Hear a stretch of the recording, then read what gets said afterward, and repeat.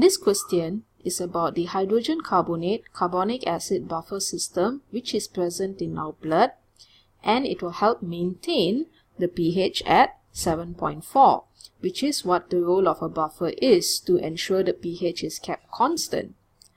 So looking at the two main buffer components given below and the system here, we are going to look at, among the options given, which statement is considered as false.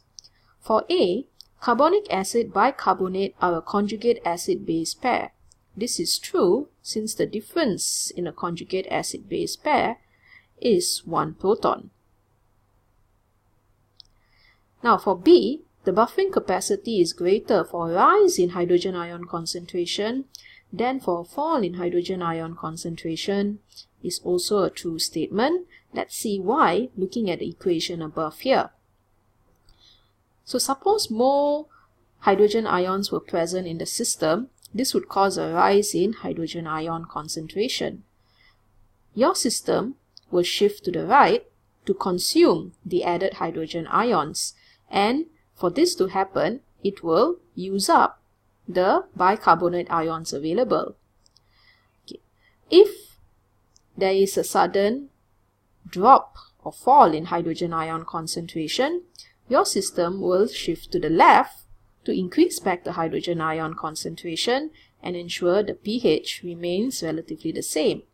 However, looking at the initial concentrations of bicarbonate and carbonic acid, your system has a better capacity to move forward and absorb the added hydrogen ions due to the higher concentration of bicarbonate present.